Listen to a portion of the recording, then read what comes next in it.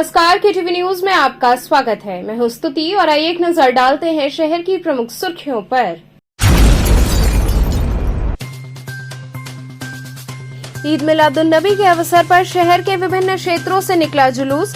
इस मौके पर पूरा शहर विद्युत लाइटों से हुआ जगमग।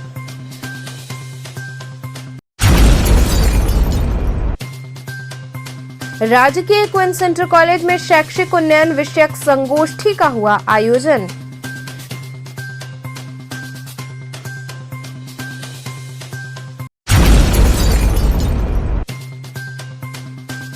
भोर की आरती संग रामनगर की विश्व प्रसिद्ध रामलीला हुई संपन्न।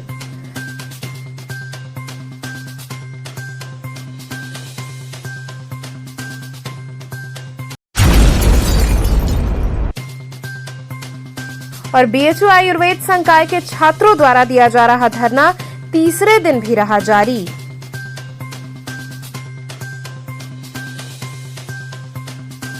और अब खबरें विस्तार से।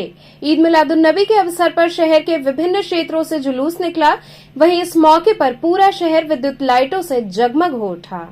हजरत मोहम्मद की यौम पैदाइश की पूर्व संध्या पर पूरा शहर रंग बिरंगी लाइटों से जगमग हो उठा। नगर में ईद मिलादुन्नबी बड़े ही हर्षोल्लास के साथ संपन्न हुई। मुस्लिम बहुल इलाकों को विद्युत झालरों से आकर्षक रूप से सजाया गया। पूरा इलाका रोशनी से नहा उठा। देर रात तक जगह जगह अंजुमनों ने नात की प्रस्तुति की। इन अंजुमनों को पुरस्कार दिया जाएगा। देर रात बिनियाबाग मैदान से जुलूस निकाला गया, जिसमें सरकार की आमद मरहबा के उद्घोष के साथ सड़कों पर लोग घूमते रहे। भारी भीड़ को देखते हुए पुलिस बल की तैनाती की गई, जिससे त्योहार को सकुशल संपन्न कराया जा सके। नई सड़क स्थित लंगड़े हाफिज मस्जिद को आकर्षक रूप से सजाया गया, जिसे देखने वालों का तांता लगा रहा। सरकार की आमद या अल्लाह। चलो चलो आगे आगे।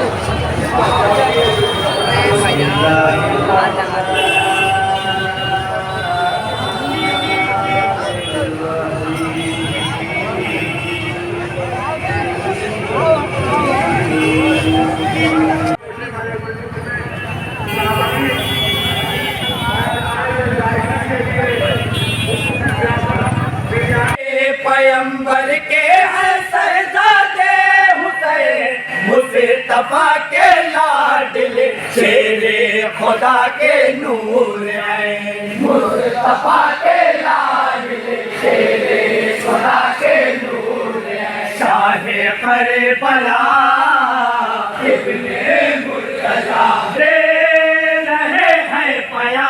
आज ये हमारे आखिरी नबी मोहम्मद सल्लल्लाहु अलैहि वसल्लम के यौम पैदाइश का दिन है। आज ही के दिन 570 ईस्वी में हमारे नबी की पैदाइश मक्का शहर में हुई थी। आज हमारे नबी की पैदाइश जो 570 ईस्वी में हुई थी, आज उन्हीं की विलादत मनाई जाती है। आज उनके जश्न में पूरा शहर डूबा रहता है, पूरा देश डूबा रहता है। और आज हमारे के लिए बहुत बड़ी खुशी है, क्योंकि वो मेरे धार्मिक गुरु हैं, मेरे आइडियल हैं, इसलिए आज हम लोग खुशी मनाते हैं। आज से कल क्या करेंगे आप? कल जो है यही जो अंजुमन पढ़ेगी नातिया कलाम, कल उनको तमाम डाइजों पे जो मरकज़ द्वारा दिया जाता है, तमाम डाइजों पे पुरस्कारित किया जाएगा, उनको सम्मानित किया जाएगा। तमाम अंजुमन जो शहर की आएगी तभी लोगों को सम्मानित किया जाएगा। ये ईद मिलादुन्नबी है हम लोगों का, ये ईद से बढ़कर है। और आज सरकार की विलादत है, पैदाइश का दिन है। और हमारे धर्म गुरु जो थे वो आज के दिन दुनिया में आए थे, और ये सजावट, ये जो चमक देख रहे हैं, ये उनके आने की खुशी में है। कल क्या होगा? कल जो आज बच्चे नात पढ़ेंगे, नात खानी होगी, जो बच्चे पढ़ेंगे उनको इनाम दिया जाएगा। कल पुरस्कार वितरण होगा। उन्हीं के याद में ये प्रोग्राम हो रहा है। वहीं रविवार को मुस्लिम समाज ने हजरत मोहम्मद की यौम पैदाइश का जश्न मनाया। ईद मिलादुन नबी के मौके पर शहर के विभिन्न क्षेत्रों से जुलूस निकाले गए। जुलूस में सारे लोग नारे लगाते चल रहे थे, जिससे पूरा शहर गूंजता रहा। जुलूस शहर के विभिन्न मोहल्लों से निकलकर बिनियाबाग तक गया। इस जुलूस में बड़ी संख्या में 4 पहिया व 2 पहिया वाहन सहित पैदल लोग शामिल हुए।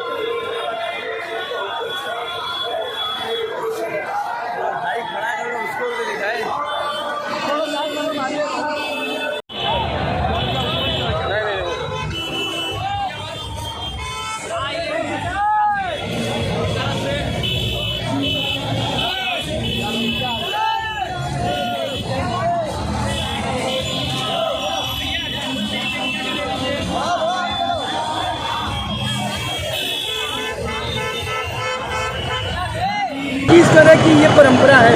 ये परंपरा बहुत पुरानी है। ये हमारे हुजूर साहब की शान में निकाली जाती है। जश्न ईद मिलादुन नबी इसको कहा जाता है।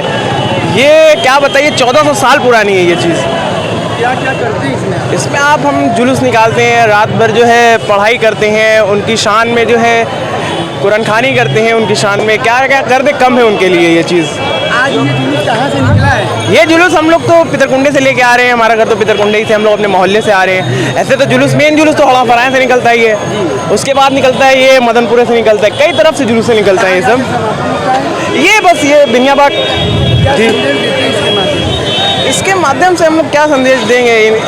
ये ऐसी चीज़ है ना, इसके हम कुछ कह ही नहीं सकते। इनके लिए हम घर बाहर भी लुटाते कम है इसके लिए कुछ भी। राजकीय क्वींस इंटर कॉलेज में शैक्षिक उन्नयन विषयक संगोष्ठी का आयोजन किया गया। माध्यमिक शिक्षा एवं उत्तर प्रदेश प्रधानाचार्य परिषद वाराणसी के सौजन्य से शैक्षिक उन्नयन विषयक संगोष्ठी का राजकीय क्वींस इंटर कॉलेज में राज्य मंत्री माध्यमिक शिक्षा उत्तर प्रदेश गुलाब देवी के मुख्य आतिथ्य में आयोजन किया गया। कार्यक्रम के अध्यक्ष राज्य मंत्री दयाशंकर मिश्र रहे। कार्यक्रम के विशिष्ट अतिथि महेंद्र देव उप शिक्षा निदेशक माध्यमिक शिक्षा रहे। संगोष्ठी में माध्यमिक शिक्षा के उन्नयन एवं संवर्धन के लिए विभिन्न जनपदों से पधारे प्रधानाचार्यों एवं शिक्षकों ने अपने विचार व्यक्त किए। माध्यमिक शिक्षा के उन्नयन के लिए वर्तमान सरकार द्वारा किए गए कार्यों की सराहना हुई। शैक्षिक उन्नयन हेतु कुछ प्रस्ताव भी शासन के समक्ष रखे गए। इसी क्रम में संचालन करते हुए डॉक्टर हरेंद्र कुमार राय द्वारा माध्यमिक शिक्षा के स्वरूप तथा वर्तमान की कठिनाइयों पर विस्तार से प्रकाश डाला गया। संयुक्त शिक्षा निदेशक वाराणसी मंडल वाराणसी डॉक्टर प्रदीप कुमार द्वारा मंचस्थ अतिथियों का स्वागत करते हुए माध्यमिक शिक्षा की उपलब्धियों पर चर्चा की गई। मुख्य अतिथि के रूप में राज्य मंत्री गुलाब देवी ने कहा कि वर्तमान सरकार द्वारा माध्यमिक शिक्षा के क्षेत्र में जो सराहनीय एवं अनुकरणीय कार्य किए जा रहे हैं एवं जो विगत 5 वर्षों में किए गए हैं, ये समेकित रूप से मील के पत्थर सिद्ध हो रहे हैं। इस क्षेत्र में उत्तर प्रदेश की भाजपा सरकार द्वारा शिक्षा के लिए किए गए कार्य अन्य प्रदेशों के लिए भी अनुकरणीय है। कार्यक्रम में मुख्य अतिथि का सम्मान उत्तर प्रदेश प्रधानाचार्य परिषद वाराणसी के समस्त पदाधिकारियों, वाराणसी जनपद के प्रधानाचार्यों एवं समाज के माननीय लोगों द्वारा किया गया। प्रदान कर माननीय मंत्री जी का ये आनंद प्रभा जी और प्रतिभा बहन जी प्रधानाचार्य सम्मानित विद्यालय निवेदिता इंटर कॉलेज आर्य महिला इंटर कॉलेज के प्रधानाचार्य बहन है। ये को भी सामने में जगह का थोड़ा अभाव है, लेकिन माध्यमिक शिक्षा में अभाव में ही भाव पैदा करना है, यही हम लोग अधिकारी, प्रधानाचार्य, शिक्षक, विद्यार्थी, यह एक माध्यमिक का इतना बड़ा बेड़ा जिसने इस प्रदेश को, और प्रदेश को नहीं देश को जितना दिया है इस माध्यमिक शिक्षा ने, इसके लिए हम लोग आज प्रधानाचार्य परिषद वाराणसी के द्वारा शैक्षिक उन्नयन संगोष्ठी का कार्यक्रम आयोजित है राजकीय क्वींस कॉलेज में। इसमें मुख्य अतिथि के रूप में हमारी माननीय यहाँ शिक्षा मंत्री श्रीमती गुलाब देवी जी इसका उद्घाटन करेंगी। आयुष मंत्री दयाशंकर मिश्रा दयालु जी उसकी अध्यक्षता करेंगे।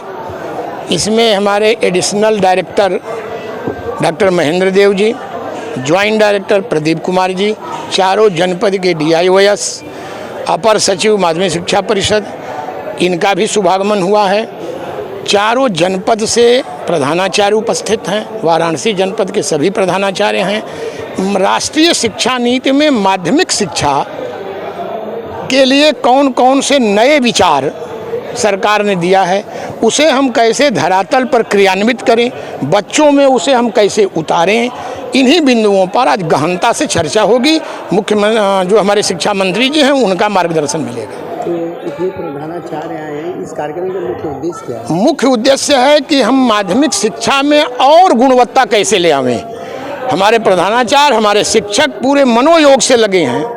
मुख्यमंत्री जी का जैसा निर्देश है कि हमारा जो भविष्य है वो और कैसे चमके, उसके लिए उसी पर आज विशेष रूप से गहनतापूर्वक विचार होगा। भोर की आरती संग रामनगर की विश्व प्रसिद्ध रामलीला संपन्न हुई। रामनगर की विश्व प्रसिद्ध रामलीला में भगवान श्री राम के राज तिलक की लीला का मंचन हुआ, जिसे देखने के लिए लाखों का जनसमूह किला से लेकर चौक तथा अयोध्या की गली पूरी की पूरी श्रद्धालुओं से पट गई थी। और इस लीला की सबसे बड़ी खास बात यहाँ की होने वाली भोर की आरती है, जिसे देखने के लिए श्रद्धालु शाम से ही यहाँ डेरा डाले रहते हैं।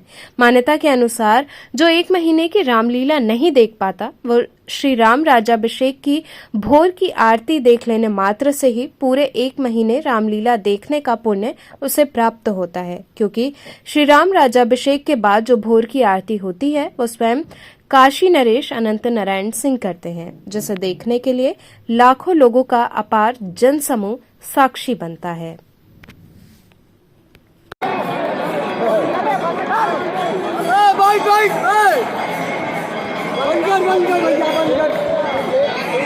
बढ़िया बढ़िया बढ़िया भैया बढ़िया।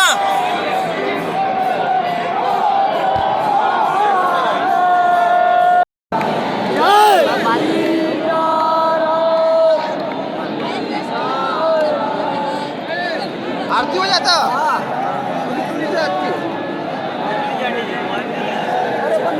देखा था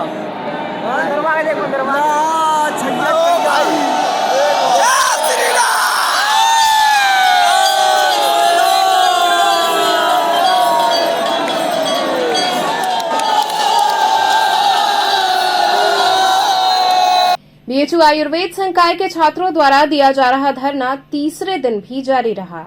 काशी हिंदू विश्वविद्यालय के आयुर्वेद संकाय के छात्रों द्वारा दिया जा रहा धरना तीसरे दिन भी जारी रहा। छात्रों का कहना है कि जब तक उनकी मांगे पूरी नहीं होती हैं, वे अनिश्चितकालीन धरने पर बैठे रहेंगे। छात्रों का कहना है कि 1 दशक से आयुर्वेद संकाय की पीजी की सीटों में बढ़ोतरी नहीं की गई है, और जब भी हम इस मांग को लेकर धरने पर बैठते हैं तो विश्वविद्यालय प्रशासन द्वारा मात्र आश्वासन दिया जाता है। छात्रों ने आरोप लगाया कि विश्वविद्यालय प्रशासन लगातार उन्हें मूर्ख बना रहे हैं और उन्हें धोखे में रख रहा है। वहीं धरने पर बैठे नाराज छात्रों ने सोमवार को ओपीडी बंद रखने की भी चेतावनी दी।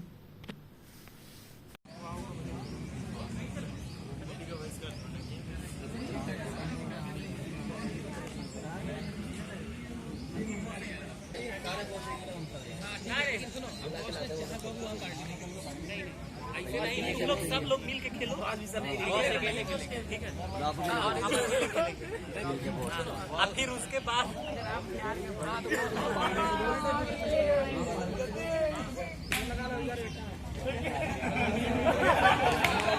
वगैरह उनसे क्या वार्तालाप? अभी हमारी जो एक कमेटी टीचर की बनी थी उनसे हमारी मीटिंग हुई है, तो उसका अभी कोई निष्कर्ष नहीं निकला है। अभी वीसी सर के पास अभी वही जैसे फाइल गई थी वैसे ही रुकी हुई है, और अभी हमारी जो सीट का रजिस्ट्रेशन का टाइम लिमिट था अक्टूबर, उस पर अभी तक आगे कुछ बढ़ा नहीं है, और जब तक वो बढ़ेगा नहीं हम यहीं पे शांतिपूर्ण धरना हमारा कंटिन्यू रहेगा। विद्यालय के जो संबंधित अधिकारी हैं आपके विभाग के, उनका कहना है कि प्रोसेस चल रहा है 50 सीटों के लिए। प्रोसेस सर बहुत दिन से चल रहा है, 2 साल से प्रोसेस चल रहा है, और ये हमारा इस साल में चौथी बार धरने बैठे हैं। तो ऐसे प्रोसेस चलते चलते तो फिर हमारा फिर 1 साल और लेट हो जाएगा, क्योंकि सीट जो रजिस्ट्रेशन का टाइम है NCISM पे वो सिर्फ 1 महीने का है, विंडो ओपन होती है बस अक्टूबर में, और अक्टूबर का टाइम ख़त्म ही होने वाला है। अच्छा, इससे जो ये सीट बढ़ोतरी को लेकर आप लोग बैठ रहे हैं कभी 2 सालों से, हाँ। तो इससे फ़ायदा क्या पहुंचने वाला है छात्र जो आपके आज हैं या फिर जो आने वाले छात्र? सर सबसे बड़ा फ़ायदा तो ये है कि आयुर्वेद की शुरुआत एक तरह से देखें तो 1928 में मालवीय जी का जो है आदर्श था, मॉडर्न स्टार्ट होने से पहले यहाँ पे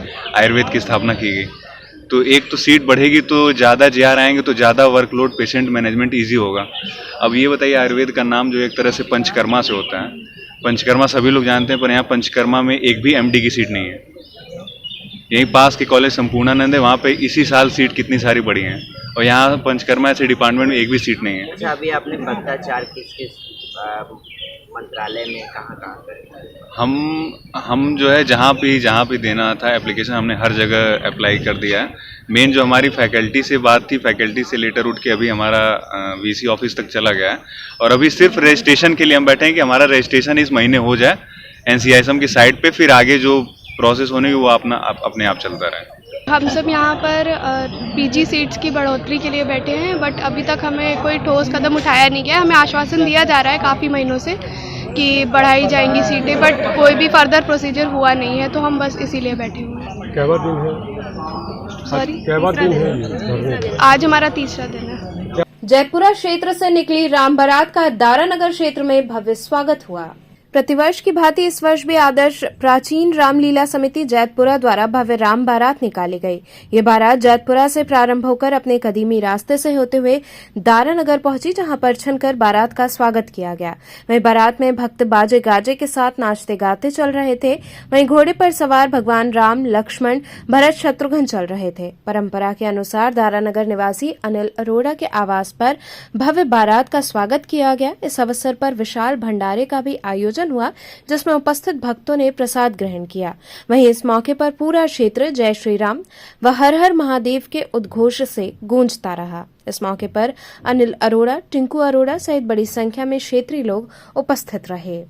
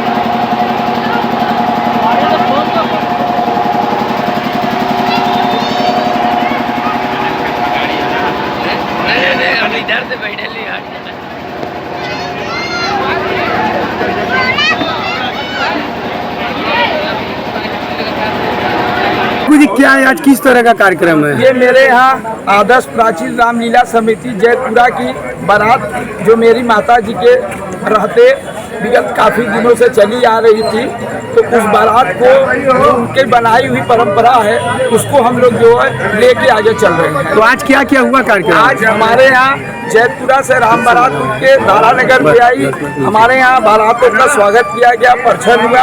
अब भगवान को भोग लगेगा, फिर रात्रि विवाहों के विश्राम की झांकी सजेगी। तो अभी भंडारा भी चल रहा है क्या? भंडारा जो है वो भगवान का जो है राजा राम की कृपा से चलता रहता है।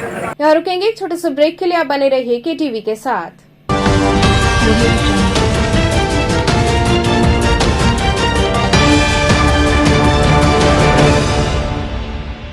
खबरों से जुड़े रहने के लिए हमारे चैनल KTV वाराणसी को सब्सक्राइब करें और लेटेस्ट अपडेट्स के लिए बेल आइकन को प्रेस करें।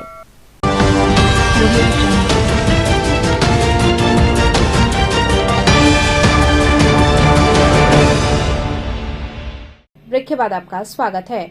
आदिमानव के मस्तिष्क की संरचना का अध्ययन BHU के विज्ञानियों द्वारा किया जा रहा है। पुरा पाषाण काल के मानव यानी हमारे पूर्वजों के पूर्वजों का मस्तिष्क कैसा व कितना विकसित रहा होगा, शायद जल्द ही इस विषय पर कुछ नए व रोचक तथ्य सामने आए।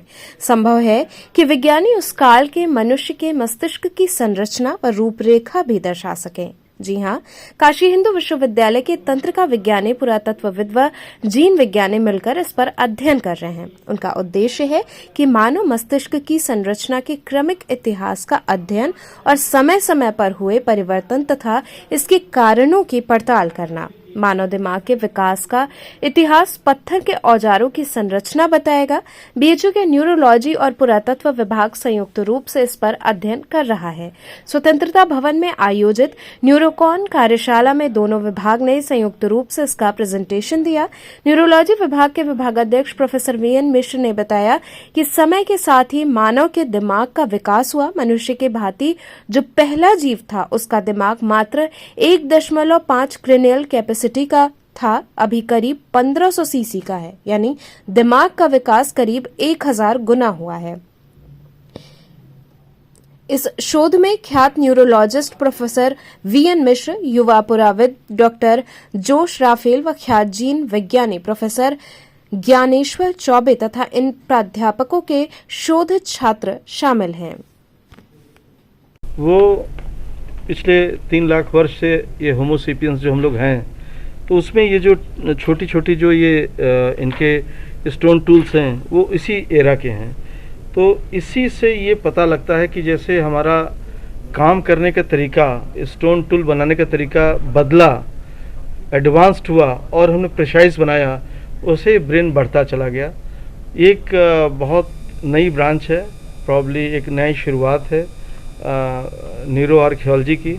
और मुझे लगता है कि आने वाले दिनों में जब इसका हम लोग जेनेटिक एनालिसिस भी करेंगे तो न्यूरो आर्कियोलॉजी और जेनेटिक्स भी रहेगा, जिसको हमारे काशी हिंदू विश्वविद्यालय के जाने माने जेनेटिशियन प्रोफेसर ज्ञानेश्वर चौबे भी इसके पार्ट रहेंगे। और इसके जो उस समय के बोन्स मिले उनकी जेनेटिक एनालिसिस भी हम लोग करेंगे। सर, इन पत्थरों की पहचान कैसे हुई और इनकी खोज किस तरह से हुई और कितना समय लगा इसमें?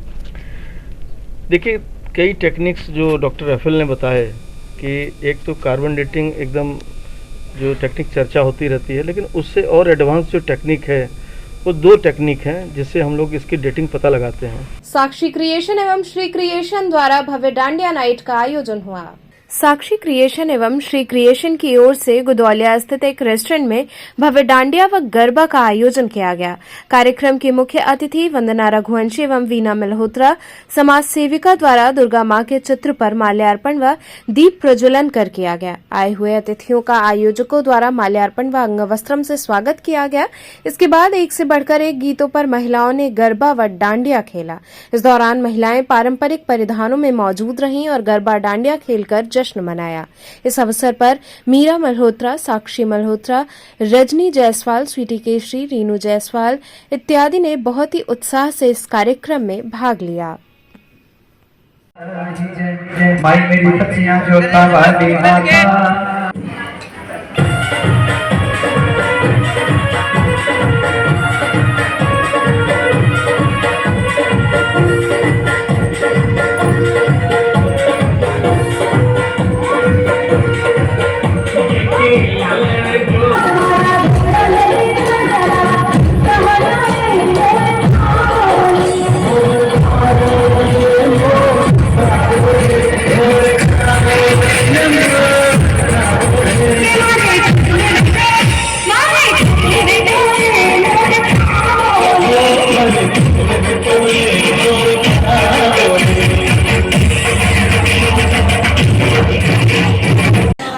ये कार्यक्रम मैंने अपनी भाभीयों के लिए किया है, क्योंकि डांडिया ऐसा पर्व है कि जिसमें सब खुशी और उल्लास के साथ कार्य करते हैं।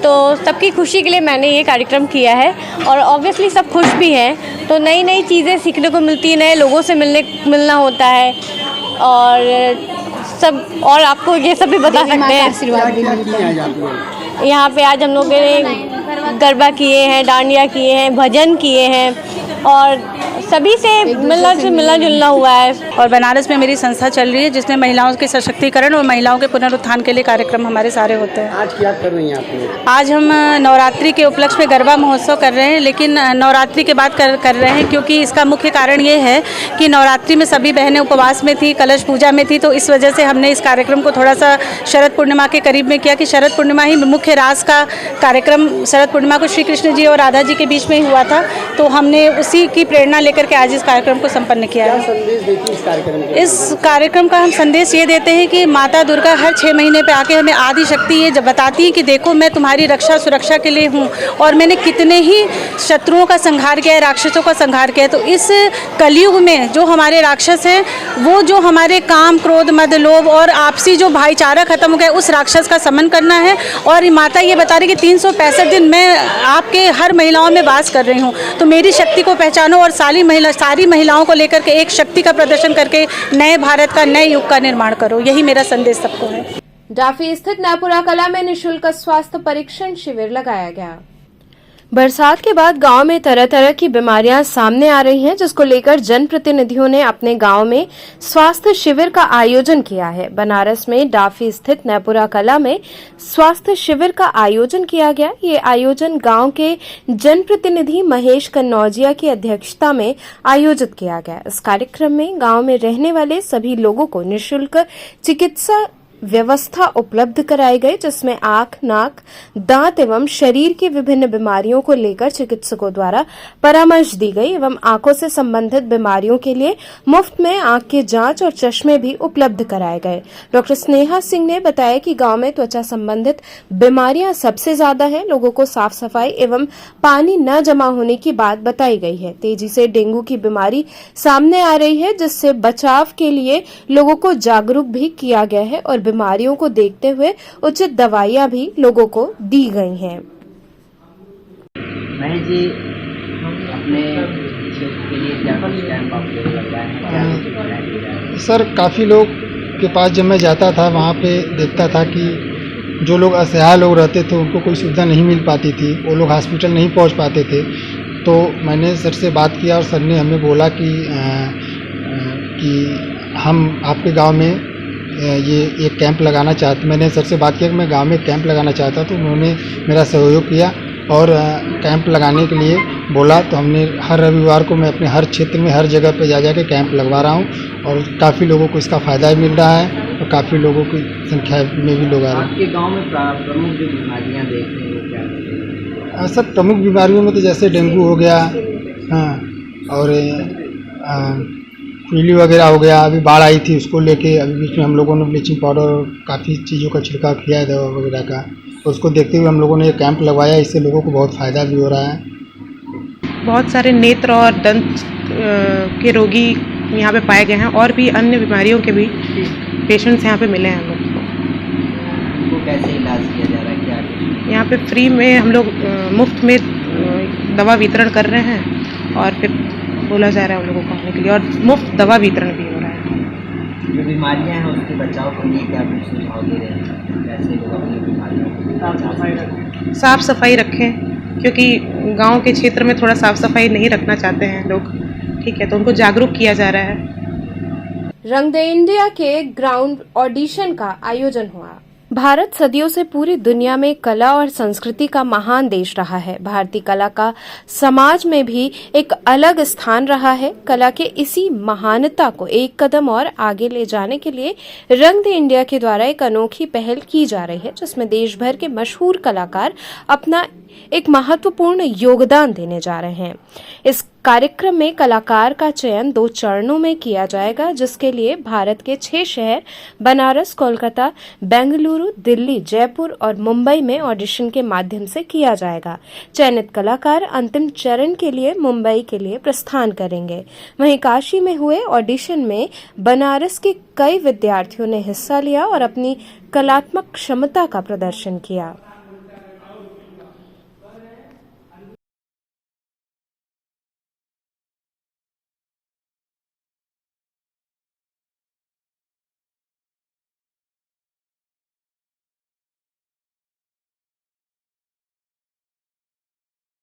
और मैंने एक फाउंडेशन बनाया है जिसका नाम है शिवाला आर्ट फाउंडेशन। उसी बैनर के तले ये रंग दे इंडिया का ग्राउंड एडिशन यहाँ सुंदरपुर वाराणसी में हो रहा है।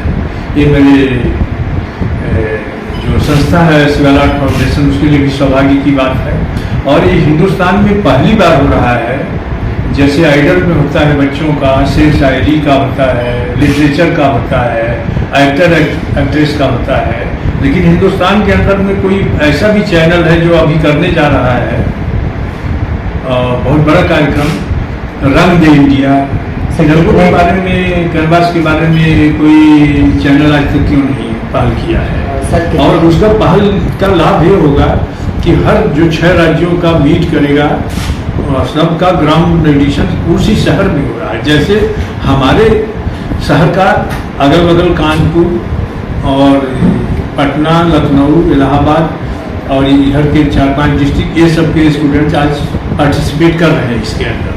कितने स्टूडेंट अभी तक कर चुके हैं? अभी तो 12-14 ऐसे आए हैं, है कि नहीं। एक कॉन्टेस्ट है ना, तो उसमें कितने लोगों का कलेजा हिल रहा है कि नहीं। तो जो उसमें अपने आप को योग्य समझ रहे आ रहे हैं, अभी और भी आएंगे। अभी तो 4 बजे तक आप ही चुके हैं, लंच के बाद लिया जाएगा। तो जो हम लोग इसको सेलेक्ट करेंगे और ऐसे जयपुर में भी प्रोग्राम सिलेक्शन होगा ऑडिशन का, तो ये जब देश के अंदर कलकत्ता में भी होगा और बम्बई के अंदर में जब सारे जजेज 9 लोग जो देश से हैं वहाँ पहुँचेंगे, तो ये हमारे बच्चों को जो देश के नए टैलेंट निकल रहे हैं, इनको बहुत बड़ा इंटरनेशनल नेशनल प्लेटफॉर्म मिलेगा।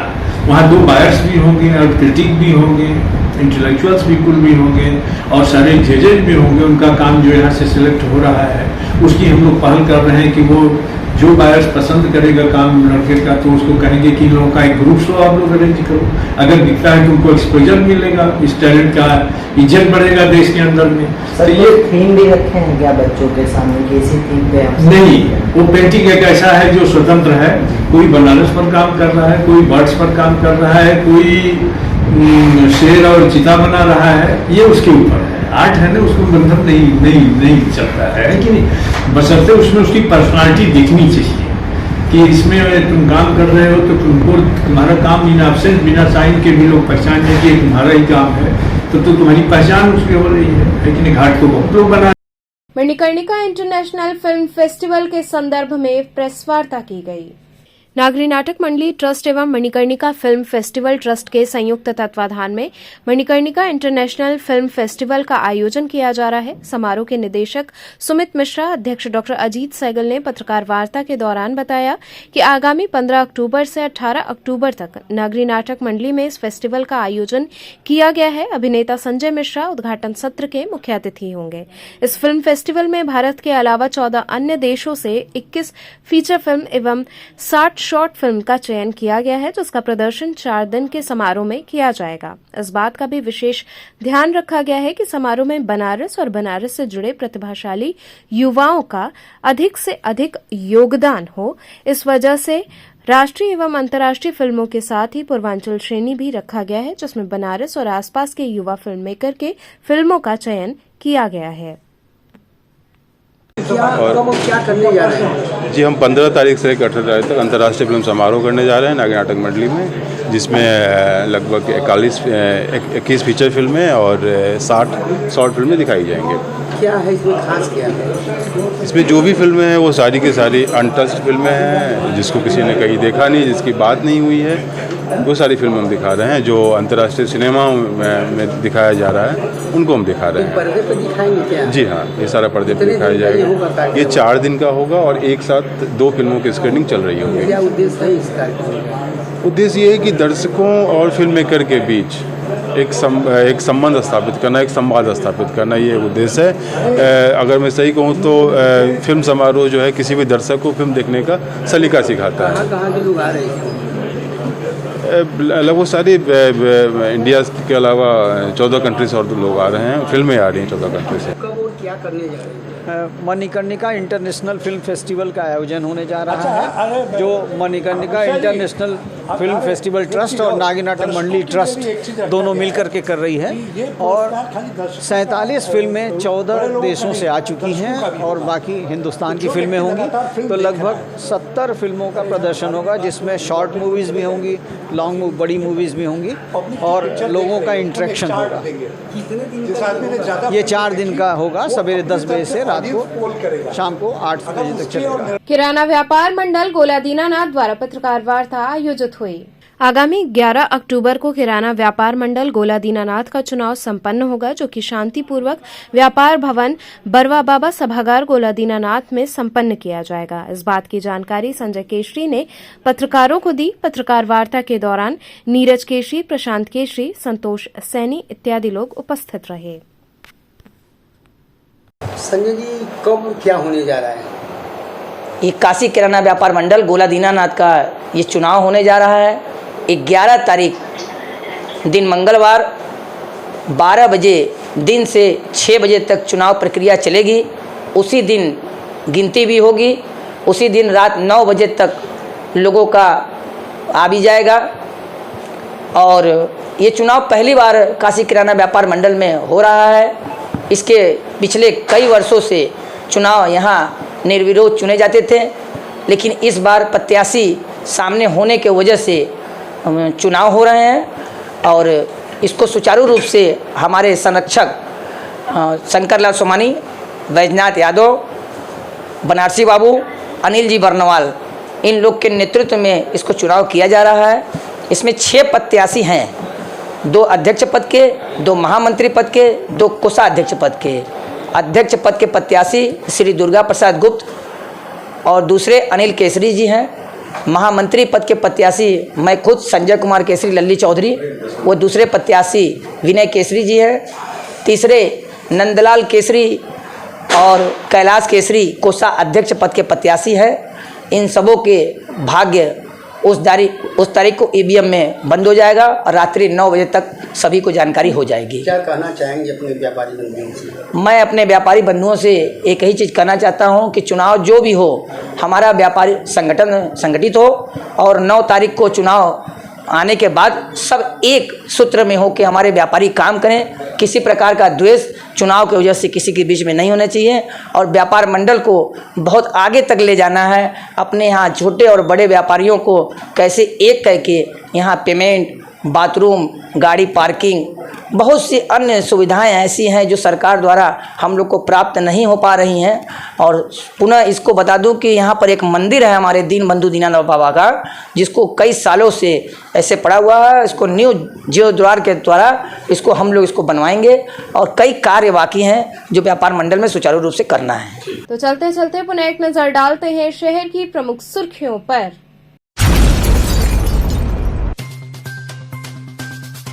ईद मिलादुन्नबी के अवसर पर शहर के विभिन्न क्षेत्रों से निकला जुलूस। इस मौके पर पूरा शहर विद्युत लाइटों से हुआ जगमग।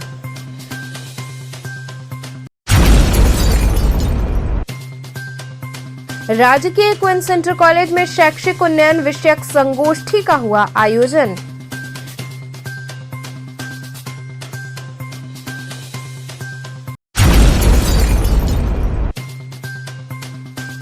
भोर की आरती संग रामनगर की विश्व प्रसिद्ध रामलीला हुई संपन्न।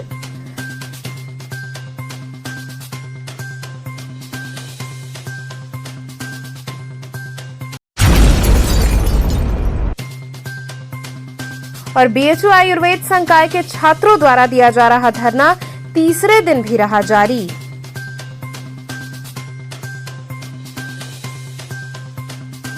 तो ये थे आज के समाचार। कल फिर होगी मुलाकात, तब तक के लिए नमस्कार।